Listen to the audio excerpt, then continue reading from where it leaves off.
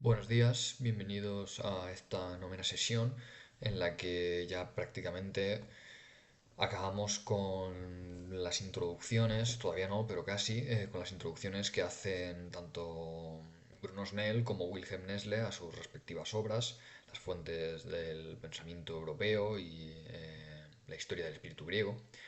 En este caso nos ocupa ya los compases finales casi de la introducción de Nestle. En la página 20 leo que dice el autor. No hay que pasar, naturalmente, por alto en este contexto que también la investigación racional del mundo y de la vida tiene sus límites. Ya ante conceptos como materia, fuerza, organismo, vida, alma, etc., tenemos que confesar que constituyen para nosotros enigmas irresolubles. Y si nos preguntamos directamente por el sentido y el valor de la existencia, del mundo, de la humanidad y de su historia o del ser humano individual, la ciencia nos deja sin respuesta. Queda aquí un resto irracional en el sentido de suprarracional, no apresable en conceptos del entendimiento. Pero no se trata, insiste, de antirracional, como a menudo se supone por confusión, sino del terreno de lo ininvestigable. Aquel terreno en el que recuerdo que citaba al principio a Goethe, que decía que respecto a lo ininvestigable, pues solo cabía una actitud de veneración o de respeto, digamos, solemne, ¿no? Sereno. Este terreno de lo investigable en el cual, dice, podemos sin duda intentar penetrar con nuestras hipótesis metafísicas, pero sin conseguir nunca conocimiento seguro. ¿Qué podemos, digamos, comentar a esto? Pues simplemente referir que tanto a partir de estas líneas como de las anteriores, que están tratadas en vídeos previos, sí podemos colegir que existe una especie de estocaje, una despensa de temas inagotables, incomprensibles a través del logos, de la, digamos, herramienta racional.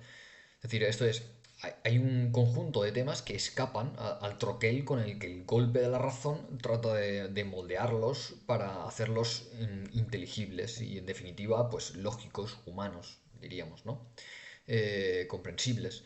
Todo lo que cae dentro de esta categoría pues, temas inagotables o de temas suprarracionales lleva como característica pues, ese resto de irracionalidad del que habla Nestle, que por supuesto pues, rebasa los límites de la investigación racional del mundo y de la vida que comenta, ¿no? Por supuesto, puede uno incluso probablemente no es que pueda, sino que deba aproximarse a ellos, ¿no? A estos temas y enfrentarlos para crear su propia definición de conceptos que, pues digamos que por suerte, siempre permanecen abiertos a la tarea hermenéutica y a la aplicación exegética, tanto, digamos, colectiva como puramente individual, sin que por la multitud de quienes apliquen, de cuantos apliquen a estos temas, puedan llegar ellos mismos a verse concluidos, ¿no? A resultar ser explicados de forma racional, puesto que este punto de cierre de la cuestión, mientras tales objetos de estudio suprarracionales, como son los que dice Nestle, ¿no? El alma, la vida, el sentido de la existencia humana propia, el sentido de la humanidad, etcétera, pues mientras se siguen investigando, tamizándolos, digamos, con el tapiz, con la criba de la razón, pues permanecerán en cierto grado velados, ¿no? O inasibles por la lógica humana, ya que requieren de otro método, ¿no? De otro modo de aprehensión que, pues, por supuesto, es acientífico, ¿no?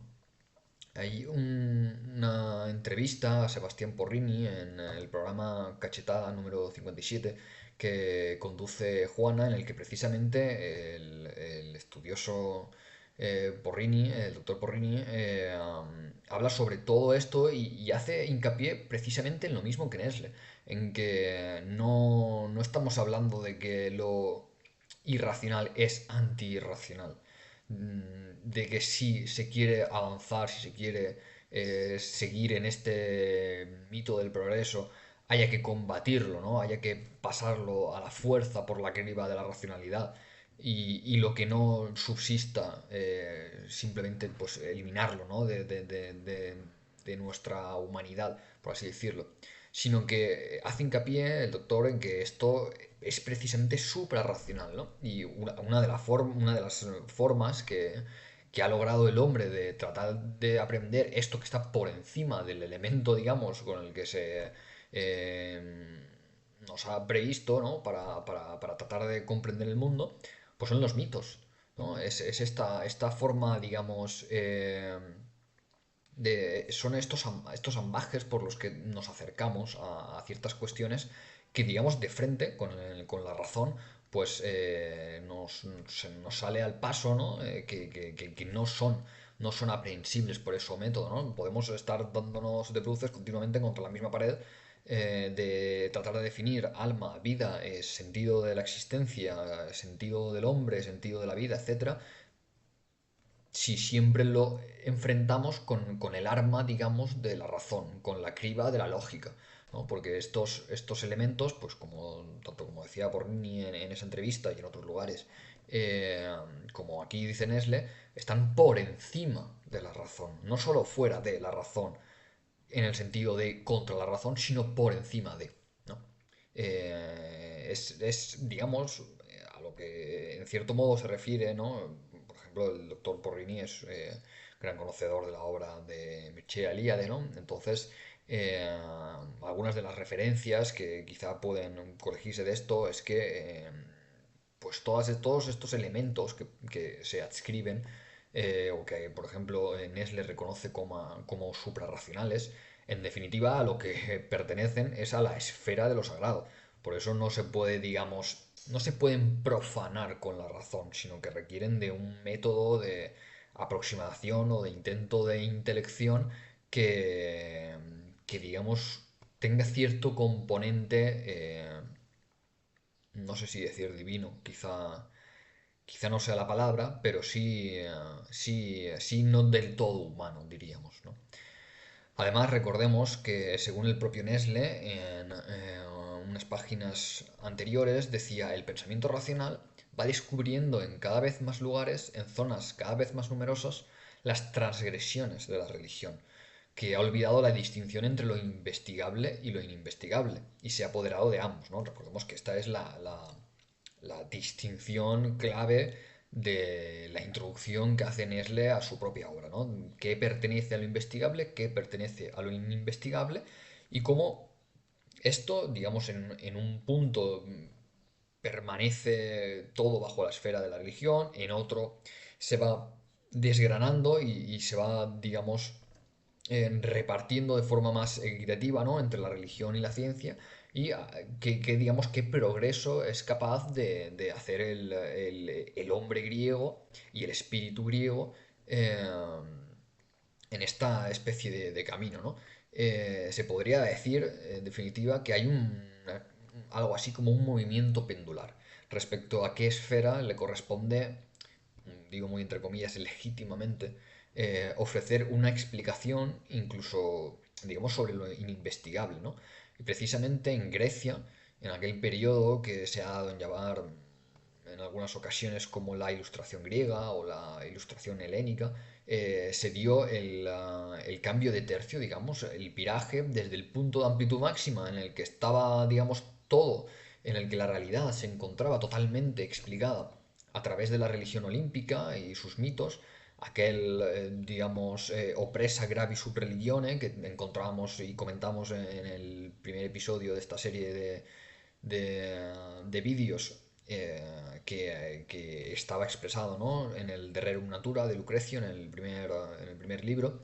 Eh, pues digamos que este punto de amplitud máxima que caía de parte de la religión se empieza, digamos, a andar el camino justo en la dirección contraria, ¿no? Es decir, el camino por el cual la ciencia, que está in statu nascendi, ¿no? Es incipiente, todavía se está formando, está empezando a descubrir cuál es su lugar, porque no tenía lugar, no existía, digamos, eh, al reconocer que le pertenece, ¿no? Que cae dentro de su abanico de objeto estudiable o digno de estudio por la ciencia, le fue reclamando parcelas a la religión, hasta que podríamos decir llega al punto de amplitud máxima opuesta. Es decir, hemos pasado de que todo esté explicado por la religión olímpica y sus mitos, o en general por una concepción mitopoeica del mundo, del cosmos, a pues precisamente el polo opuesto, ¿no? Es decir, la apropiación no sólo de lo racional, sino incluso de lo suprarracional, de lo ininvestigable por parte de la ciencia, ¿no? Que es, pues, esto no es mío, pero hay cierta corriente de pensamiento que, digamos, que pues, considera prácticamente la ciencia como la religión contemporánea, ¿no? Y pues bueno, no, en ocasiones, pues sí, sí, sí lo parece, ¿no? Sí lo parece. Bueno. Además, es ilustrativo, por ejemplo, atender a un libro como el de Nicolas Rescher, que se intitula eh, The Limits of Science, los límites de la ciencia, en cuyo capítulo final, que lleva por título El ámbito limitado de las ciencias naturales, dice en un momento el autor. Por lo tanto, por mucho que impulsemos el avance de la ciencia en los ámbitos físico, químico, biológico y psicológico, habrá cuestiones relacionadas con la humanidad y sus obras que seguirán siendo irresolubles por medios científicos, no porque la ciencia sea impotente dentro de su ámbito, sino porque estas cuestiones se sitúan fuera de él. Es decir, no son racionales, son suprarracionales. Sigue el autor, siempre tendremos preguntas sobre la humanidad y su lugar en el orden del mundo que quedan fuera del ámbito de la ciencia. Además, en las ciencias naturales investigamos lo que es y lo que puede ser en relación con las leyes de la naturaleza. Las regiones más remotas de la posibilidad, es decir, los reinos imaginativos de lo que podría ser, incluso de lo que podría haber sido, quedan fuera, reconoce el autor, de nuestro ámbito en las ciencias naturales, que al fin y al cabo no se ocupan de construcciones puramente imaginativas ni de posibilidades conjeturadas. Algo más adelante reconoce cuáles son algunas de esos objetos que quedan fuera del ámbito estudiable por la ciencia. Dice, la poesía, el teatro, la religión, la sabiduría popular, etcétera, transmiten mensajes que no pueden expresarse en el marco del discurso científico. Los límites de la ciencia residen en los límites de su misión y mandato cognitivos, la descripción desinteresada y la racionalización de los hechos objetivos. Es decir, en todo aquello que hay un resquicio para la subjetividad, para que se aprenda de forma subjetiva, es decir, para que, aunque por supuesto luego haya cierto consenso o cierta intersubjetividad que apoye una lectura común sobre estos hechos o que dé interpretaciones compartidas, o hasta repito, cierto punto consensuadas, no deja de ser cuestiones subjetivas, no deja de pertenecer a ese ámbito en el que no le está permitido, ¿no? Le está vedado a la ciencia inmiscuirse porque no le es el propio, no le, digamos, ha sido asignada, no se le ha asignado el poder meterse en esos jardines, digamos, de la religión, de la poesía, del teatro, de el hombre, del sentido de la vida, del alma, ¿no? Todo esto, pues digamos, por mucho que la ciencia se eh, muestre con cierta cabezonería y trate de dar explicaciones racionales sobre las cuestiones, por la propia esencia suprarracional de estos hechos, pues impide, ¿no? al científico o a la ciencia, como ente abstracto, digamos, poder aprenderlos, ¿no? Es decir, siempre se topa, digamos, con ese muro, con ese muro. Es interesante que en disonancia, digamos, con esta lectura que aparece en Nestle, que aparece en Snell, que traemos, por ejemplo, con este autor que acabo de leer, que prácticamente dice que efectivamente la ciencia y la religión, al menos en el estado incipiente de la primera, tenían ciertas relaciones conflictivas, ¿no? Porque había habido una apropiación espuria por parte de la ciencia, o sea, por parte de la religión, de campos que propiamente le pertenecen a una ciencia que, como todavía no existía, pues todavía no la había podido reclamar, ¿no? Pero el momento o los momentos dados en esa ilustración griega en los que la ciencia empieza a reclamar esas parcelas de estudio, cada vez además más abundantes, ¿no? Y deja con menos terreno a la religión. Todo esto, por la lectura que hemos hecho hasta el punto actual, ¿no? Tanto de Bruno Snell como de Wilhelm Nestle, nos da la impresión de que efectivamente había cierto conflicto, cierto combate entre lo que era ciencia y lo que era religión, y que eran dos formas de entendimiento o de lectura del cosmos y del universo, digamos, aprehensible, que, que chocaban no solo por la interpretación que hacían o por qué causas descubrían subyacentes, ¿no? A ciertos hechos, sino que además pues podríamos decir que o bien pertenecía a un campo o pertenecía a otro, pero no podía, no existía cierta compatibilidad. Es decir, aquellas explicaciones que en un primer instante había dado la religión se desautorizan por parte de la ciencia, se crean nuevas explicaciones, nuevas lecturas, nuevas interpretaciones que la ciencia no puede, digamos, o sea, que la religión, disculpen, no, la religión al menos olímpica, la griega, no puede, digamos, incorporar. También esto merece la pena atender a que, por supuesto, es una de las características principales de la religión griega, el que no tienen una especie de, digamos, casta que vele por una estructura, ¿no? No tienen un respaldo, digamos, tan bien estructurado o tan sólido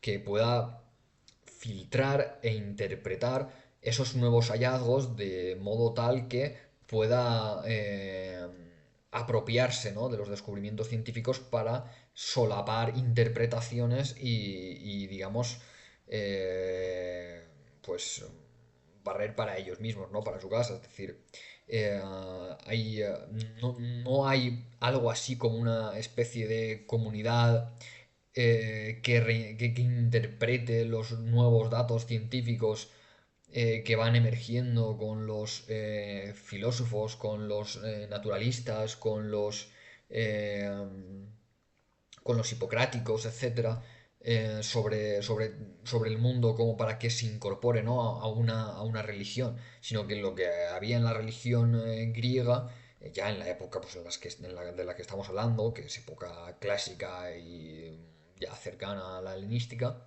eh, simple y llanamente había una especie de, digamos, comunidad que seguía ciertos ritos y que se sabía eh, de un origen o con unas creencias más o menos comunes, más o menos compartidas, pero que no había ese elemento, digamos, de actualización. No había como lo que hoy son pues la conferencia episcopal, como lo que hoy es el Vaticano, como no hay no hay una proclamación, digamos, de edictos o de nuevas interpretaciones o de concilios, ni mucho menos, sobre digamos, ir poco a poco lidiando con lo nuevo que ofrece el mundo, ¿no? Entonces prácticamente era pues un fósil venerado, ¿no? Podríamos decir. Un fósil que todavía podía dar ciertos destellos y podía escribirse literariamente sobre él y podía usarse metafóricamente porque pertenecía, digamos, al acervo cultural y popular, pero no tenía este andamiaje para, digamos, combatir, ¿no? En pie de igualdad a la ciencia. Esto, por supuesto, pues en la actualidad ha cambiado y no estamos en la misma situación que en la Grecia clásica, ni mucho menos. Y por ejemplo, son numerosísimos, ¿no? Desde hace muchísimos años, las lecturas que hace la Iglesia, por ejemplo, la Iglesia cristiana, la Iglesia católica, eh, respecto a las nuevas evidencias científicas eh, que van emergiendo con los estudios contemporáneos, con la, digamos, agudización, ¿no? Con la mejora de los elementos tecnológicos para la interpretación, ¿no? Para la lectura de fenómenos cosmológicos, químicos, biológicos, etcétera. Y todo esto, pues, por ejemplo, la Iglesia Católica sí tiene un elemento de cribado y de reinterpretación eh, que trate de consensuar lo bíblico con lo científico moderno, con lo científico que sea que vaya saliendo al paso, ¿no? Es decir, sí que hay esa estructura o sí que hay esa institución que puede hacer una que está dotada, digamos, de un gran respaldo interpretativo sobre todo aquello que pueda emerger en el campo de la ciencia para ver cómo se calza o cómo se puede, digamos, explicar a la luz de los textos bíblicos, la Sagrada Escritura o de las creencias, incluso de las visiones teológicas del mundo, etcétera, ¿no? Uno de los ejemplos más novedosos y quizá que mayor eco tiene en estos últimos años, en estos dos, tres últimos años. Por ejemplo, este libro, ¿no? que salió en el 2023, Nuevas evidencias científicas de la existencia de Dios, de José Carlos González Hurtado, en el que, por ejemplo, pues hay se cogen una serie, ¿no? Se hace esto que comento, que es una, digamos, interpretación teológica o cristológica, sí, sí, cristológica tampoco, ¿no? Pero católica, de toda la, de algunos de los descubrimientos científicos o de las nuevas evidencias científicas que desde cierta lectura podrían apuntar a la existencia de Dios, ¿no? Por ejemplo, en el prólogo, en la página 13, se dice el autor, hablando sobre José Carlos González Hurtado, no se limita a refutar la leyenda urbana de la incompatibilidad entre ambas formas de conocimiento. Es decir, se considera, por ejemplo, desde este libro, ¿no? Que esta incompatibilidad, esta pugna entre dos formas de conocer el mundo, la religiosa y la científica, ¿no? Que es que es esta pugna que vienen, digamos, comentándonos tanto Nestle como Snell, y que, digamos, alumbrará, ¿no?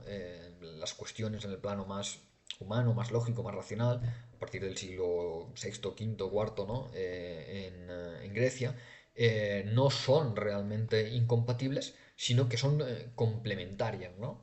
Sigue el prologuista, dice, su objetivo es demostrar que una mirada sin prejuicios al panorama de la ciencia moderna lleva necesariamente a la idea de Dios. Esto, bueno, pues claro, para empezar, la diferencia, digamos, entre la solidez teológica mm, de la Iglesia Católica y de la comunidad ritual religiosa griega, pues no tiene nada que ver, eso es simplemente incomparable. Entonces, no hay no es no es ni siquiera imaginable, tanto por lo que me contaba antes como por el propio desarrollo teológico, eh, pensar que hubiese podido haber algo así en Grecia, ¿no? Eh, en el mismo prólogo, dos páginas después, en la 15, dice, si utilizamos un punto de ignorancia para invocar la necesidad de Dios, corremos el riesgo de que un día la ciencia lo explique y nos quedemos sin argumento, contribuyendo a alimentar el falso mito de que la religión retrocede a medida que la ciencia avanza. Es decir, en la actualidad hay autores que se posicionan férreamente en contra de la lectura de que en efecto cuando la ciencia da un paso adelante, la que pierde terreno y la que tiene que dar un paso atrás es la religión, ¿no? Que es lo que se nos comenta, lo que hemos estado comentando en estas lecturas del prólogo, ¿no? Tanto de Snell como de Nestle, y que precisamente pertenecen a todo esto de la esfera de lo investigable y lo ininvestigable, ¿no? Entonces, por ejemplo, aquí, pues el autor habla a colación, ¿no? De este famoso concepto, digamos, de God of Gaps, ¿no? Es decir, el dios de las brechas o de los agujeros, ¿no? De esas brechas que todavía son, digamos, a donde todavía la ciencia es incapaz de llegar, pues se pone a Dios y ya está, ¿no? Y se resuelve la cuestión de forma un poco más, bueno, de forma un poco más sencilla, o simplemente se concibe que la ciencia en esa vía ya ha llegado al límite y lo que hay más allá simplemente es Dios, ¿no? El autor no aboga por esta lectura, en definitiva, es decir, está en contra de la idea del el Dios de las brechas, ¿no? El God of Gaps, y por el contrario, digamos, lo que aporta o lo que hace a lo largo del libro es tratar diferentes ámbitos científicos, que son precisamente los ámbitos científicos que Nicolas Reicher, ¿no? En el The Limits of Science nos decía, ¿no? El físico, el químico, el biológico.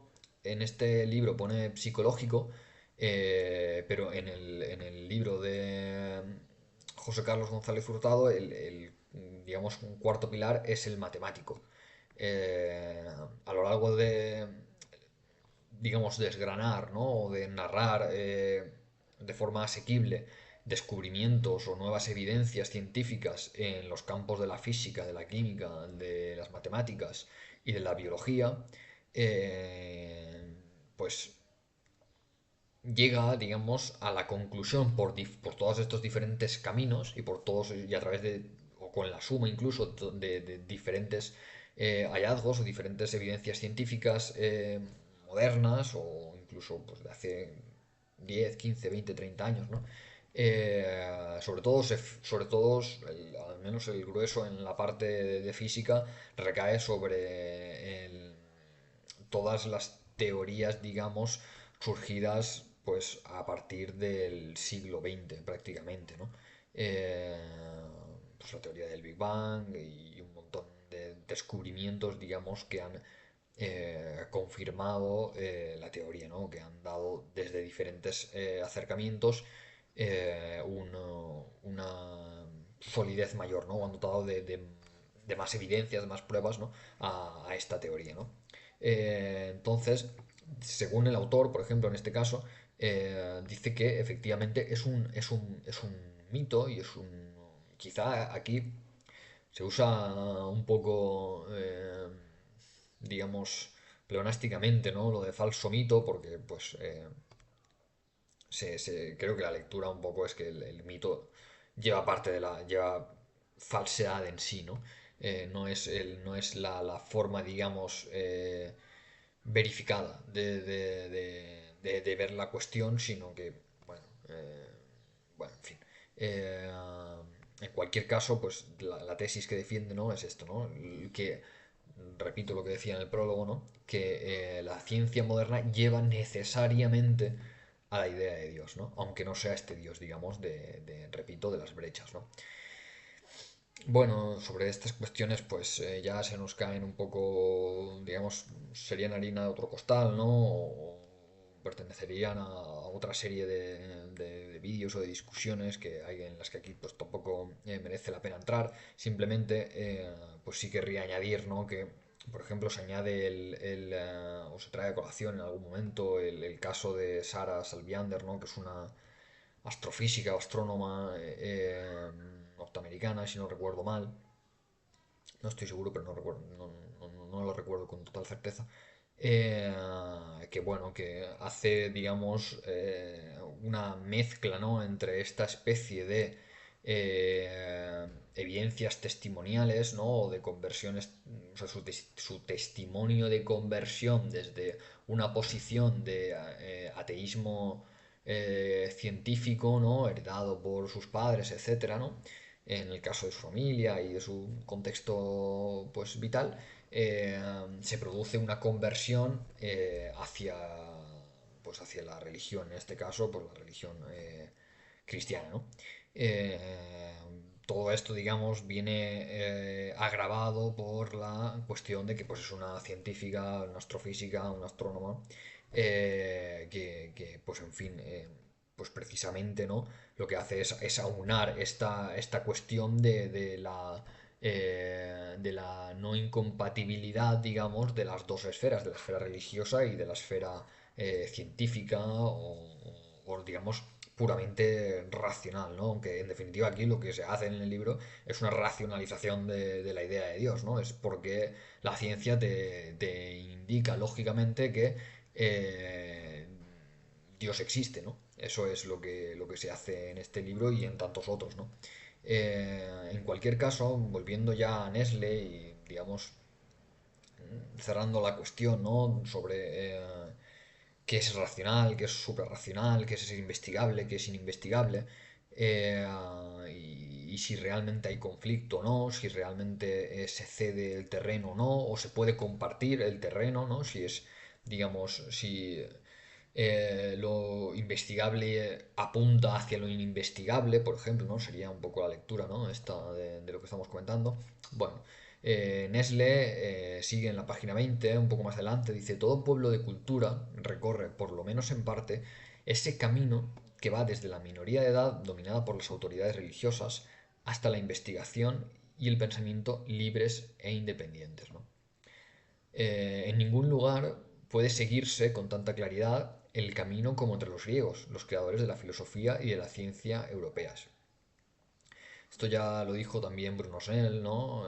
Que si en algún sitio, digamos, podíamos rastrear ese paso de una concepción mitopoeica del mundo a una concepción científica, analítica, lógica, pues es precisamente a través, ¿no? Y además, y no solo en la cuestión de aprender el mundo, sino en la cuestión de aprenderse el hombre a sí mismo, ¿no? Es decir, de la esfera espiritual, ¿no? Pues lo mismo, ¿no? Bruno Soler también coincidía en que efectivamente en el camino este griego, en la literatura griega, es donde podemos encontrar perfectamente o podemos seguir, rastrear cada una de las huellas y de los pequeños pasos que se van dando entre esa minoría de edad, ¿no? Que metafóricamente pues, se reconoce, ¿no? Con un poco con la niñez, con la falta de racionalidad, con la falta quizá de control, ¿no? A el paso, digamos, que sería la edad adulta o la madurez, ¿no? De un pensamiento pues libre e independiente que se asocia, digamos, o que viene dado, ¿no? Por pasar desde el mito pues al logos, ¿no? En cualquier caso, dice Nesle, el progreso por esa ruta no se consigue sin sacrificios. La investigación racional del mundo, en la cual asumen posición rectora la filosofía y la ciencia, y con la cual se inauguran los periodos modernos de los pueblos cultos, termina con el dominio de lo instintivo. Es decir, aquello que identificaba como lo suprarracional, que en definitiva es ininvestigable, pasa bajo la criba, digamos, de la filosofía y de la ciencia y pierde, digamos, o se domina, se subyuga aquello instintivo que, digamos, nos impulsaba a mirar hacia el cielo, ¿no? De hecho, por ejemplo, uno de los textos más socorridos en todas estas cuestiones que tratan de defender una visión conciliadora entre ciencia y religión, es precisamente, me parece que era el Salmo 19, el segundo versículo 2-3, ¿no? Que apunta precisamente, ¿no? A cómo el cielo es un testimonio, ¿no? De la creación, ¿no? O algo así dice, y que el firmamento pues apunta efectivamente a la divinidad, ¿no? Es decir, cómo, digamos, Nestle, en cambio, ¿no? Digamos, lo que defiende o la lectura que hace sobre este paso desde la minoría de edad hasta la madurez de pensamiento, reconoce que conlleva una pérdida, conlleva el dominio en tanto que subyugación o encarcelamiento de lo instintivo. Es decir, se pierde, digamos, se pierde cierto contacto o cierto reconocimiento de la solemnidad o de lo venerable que es lo por encima de nosotros que están, ¿no? Conceptos que caían dentro de lo que hasta entonces había permanecido ininvestigado y todo esto pues es precisamente los conceptos de los que hablaba anteriormente, ¿no? Es decir, la vida, el sentido de la existencia, el alma y todo esto, ¿no? El espíritu, la divinidad, todo esto que es quizá algo más instintivo, ¿no? Que pertenece, digamos, que pertenecería a esa minoría de edad de un pueblo, de una cultura, con estos avances que se realizan, pues quedan dominadas, ¿no? Es decir, hay una inversión de aquel que teníamos, ¿no? Opresa gravi sub religione, ¿no? Que era como estaba el mundo, ¿no? Es decir, la tierra está oprimida bajo el peso de una religión, digamos, pesada, ¿no? Gravi.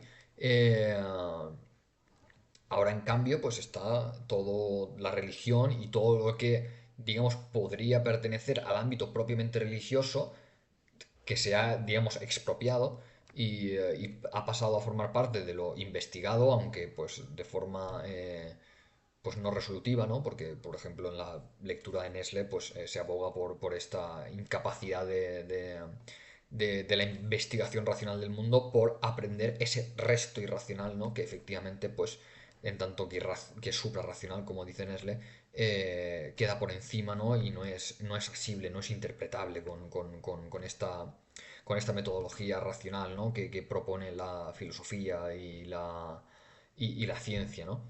Entonces, pues bueno, reconoce efectivamente que hay un sacrificio y que algo se pierde, ¿no? Que algo se pierde. Bueno,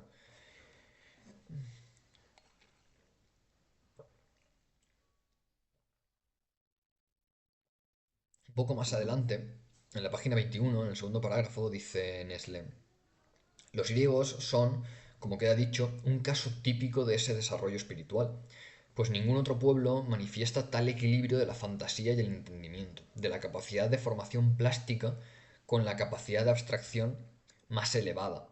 ¿No? Dice, tampoco ningún otro pueblo se ha situado con tal libertad de prejuicios como el griego, a pesar de su gran conciencia de sí mismo, ante su propia tradición, sus propias creaciones e instituciones religiosas, artísticas, políticas. Algo, en definitiva, que se adscribe al espíritu griego, ¿no? O más que al espíritu, al desarrollo espiritual, que desemboca, ¿no? En un espíritu propio, ese espíritu helenístico, ¿no? Característico de lo griego, ¿no? Aquello que, digamos, precisamente es lo que quieren investigar, ¿no? Que es típicamente griego, ¿no? En el espíritu, en la comprensión del hombre y del mundo. Pues eso, ¿no? Es lo que vamos a ver, es lo que veremos, ¿no? Con Nestle y con Bruno Snell. Pues a este espíritu griego se le, digamos, reconoce por parte de Nestle pues un equilibrio, digamos, impropio del resto de pueblos o del resto de culturas, ¿no? Que es, eh, pues, la, digamos, el justo equilibrio, ¿no? O el equilibrio sutil entre la fantasía, ¿no? Y el entendimiento, ¿no? Entre la abstracción más elevada, digamos, y la capacidad de formación plástica. Es decir, ya se dijo anteriormente que aquel pensamiento mitopoeico que se encuentra en la base del espíritu griego, que ya es parte, digamos, del espíritu griego, la parte más primitiva, estaba, estaba ya dando pie o estaba prenunciando que el espíritu griego que estaba in statu nascendi, que se estaba desarrollando, partía de una base ya lógica, no quizá científica, no filosófica, pero sí de un mínimo lógico, o sea, de una lógica interna que, digamos, subyace al pensamiento este mitopoeico. Es decir, los griegos en un inicio es verdad que explican el mundo a través de mitos, a través narraciones religiosas o con elementos fantásticos, ¿no? Pero que no significa que no estén entendiendo el mundo, no significa que no estén dando una visión, una lectura ilógica, o sea, que no sea lógica, digamos. En efecto, sí lo es. Es lo que nos defendía, es lo que nos defendía Nestle y aquellos antropólogos que leímos en algunas sesiones anteriores, ¿no? Que afirmaban que efectivamente parte del pensamiento, o sea, parte, digamos, de lo característico del pensamiento mitopoeico, al menos, o de forma más concreta, reconocida por Nestle y por Enel, en el caso del espíritu griego, es esa lógica, ¿no? Leíamos aquello de la causalidad, ¿no? Interna, de esa línea causal, ¿no? De causa-efecto que aparece, ¿no? En los mitos y cómo no hay, digamos, cómo esa fantasía se erige, ¿no? O se florece sobre una base, sobre unas raíces lógicas que son, es decir, luego la ciencia, digamos, potenciará enormemente esta base lógica y se deshará de las hojas fantásticas, por así decirlo, ¿no? Desde mi punto de vista, ya lo he comentado alguna vez, un lugar, digamos, intermedio, aunque ya, o sea, o quizá un rescoldo, digamos, nostálgico de esta forma mítica de entender el mundo, pero a la vez lógica, es lo que vemos en los diálogos de Platón, ¿no? Es decir, es una explicación totalmente lógica, porque además, y de muy paso a paso, ¿no? Porque así son los diálogos platónicos, ¿no? Es decir, a partir de A se va sacando B y poco a poco, ¿no? Luego, por supuesto, tiene sus quizás deslices lógicos, ¿no? O sus contradicciones, incluso reconoce las aporías, ¿no? Que es algo definitivamente, desde mi punto de vista, loable y meritorio, ¿no? El entender que en ocasiones, pues simplemente la lógica te lleva a caminos, valga la redundancia, o el juego, digamos, lingüístico, aporísticos, ¿no? Eh, entonces, bueno, en estos mitos de Platón, ¿no? Los famosos, ¿no? La alegoría de Alini, el carro alado, la caverna, ¿no? Todo esto, en definitiva, es ese volver al elemento mítico como facilitador, digamos, como es la forma de que sea más asequible, ¿no? De que sea más bonito, ¿no? Algo que lógicamente es denso, ¿no? Que intelectualmente es denso, ¿no? Pero bueno, esto es una lectura que yo hago y que yo interpreto que creo que quizá es correcta, pero pues no tiene por qué. En cualquier caso, sigue un poco más adelante Nesle, dice, con infantil admiración contempló el pueblo griego las culturas de pueblos extraños, más antiguos, como los egipcios y los babilonios. Y ansioso como era de aprender, aquí tenemos otra característica, ¿no? Del pueblo griego, ¿no? Esto según Nesle, ¿no? Es decir, tenía ese libido scientiae en su ADN, ¿no? En aquello que es ínsito, ¿no? Que le es congénito, que no puede quitarse, es esa ansiedad, digamos, por el aprendizaje, ¿no? Es ese viajar a Babilonia, ese viajar a Egipto, ¿no? Para aprender, es recorrer los mares, es recorrer las tierras, ¿no? Es comerciar lejos, es aprender el cómputo, aprender la astrología sumeria, ¿no? Es todo esto, ¿no? Es ahí donde voy, aprendo, ¿no? Eh, diríamos, ¿no? Que forma parte, ¿no? Es uno de los rasgos imborrables del pueblo griego, ¿no? Entonces dice, con infantil admiración, releo, contempló el pueblo griego las culturas de pueblos extraños más antiguos, como los egipcios y los babilonios, y ansioso como era de aprender, y favorecido por la situación de su país, junto al ancho mar, siempre tentando a la mirada, se encontró permanentemente dispuesto a asimilar estímulos ajenos, pero no para limitarse meramente a imitar caracteres de otros, sino para reelaborar lo ajeno, hacer lo propio y convertirlo en fecundo elemento de la construcción del propio organismo.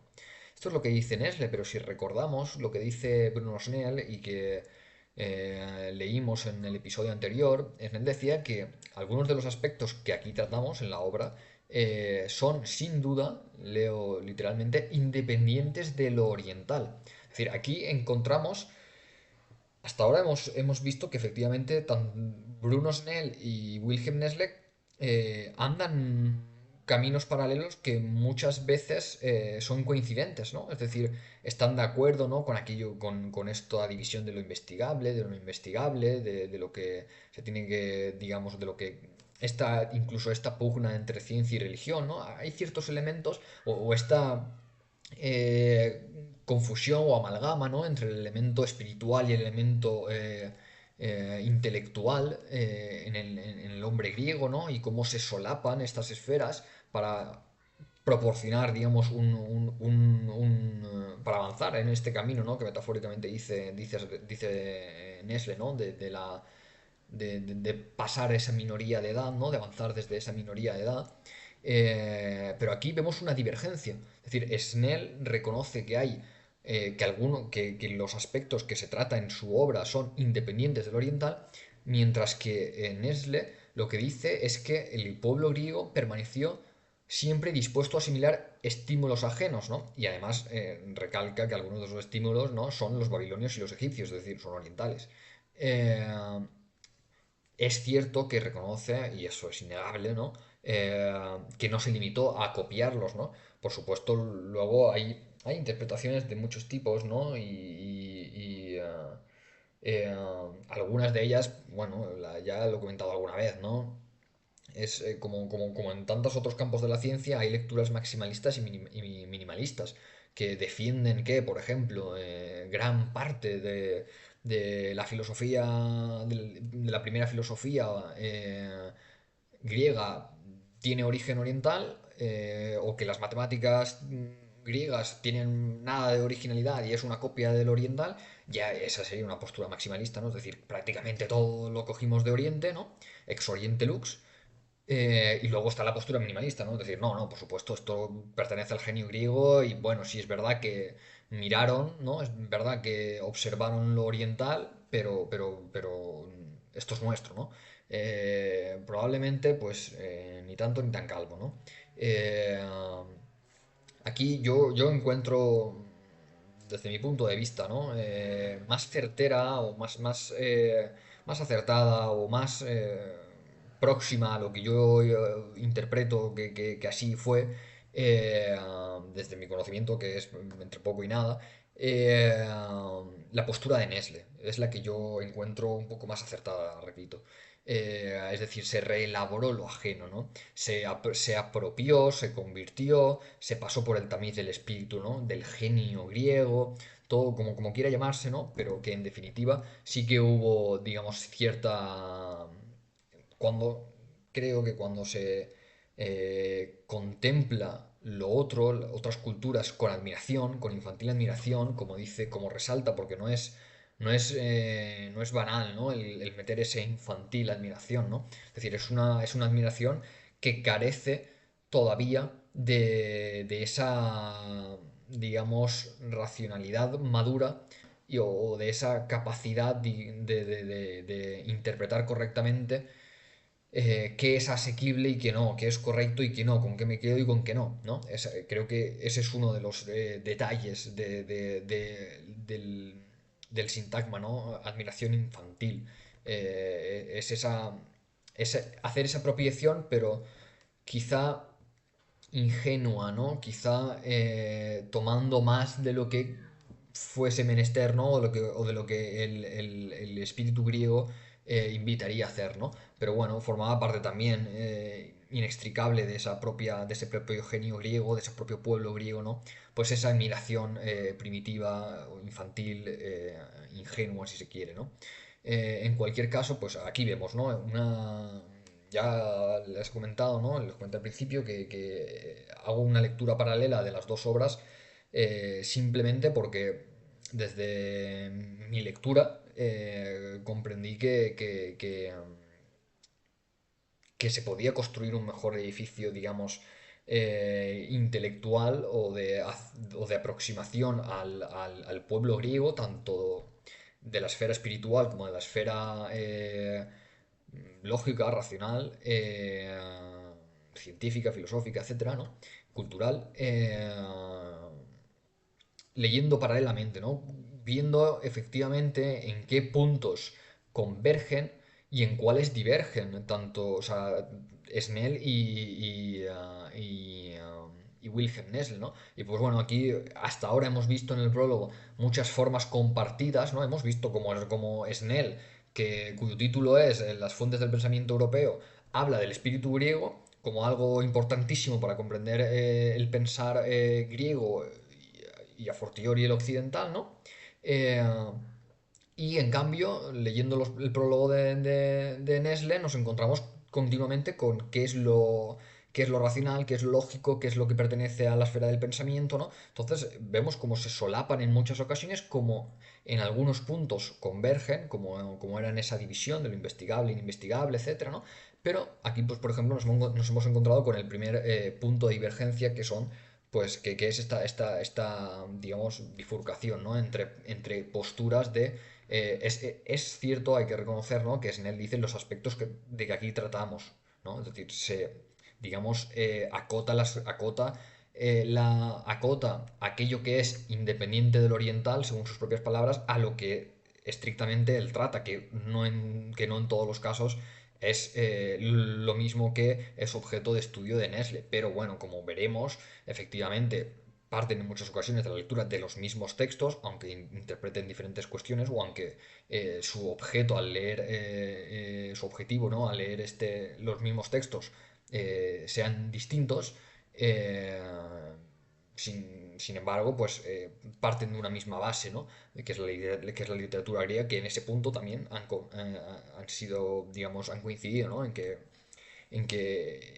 ese camino, ¿no? Que es fácilmente rastreable o más fácilmente rastreable que en otras culturas, ¿no? Bueno, pues sin más ya cerramos aquí, ¿no?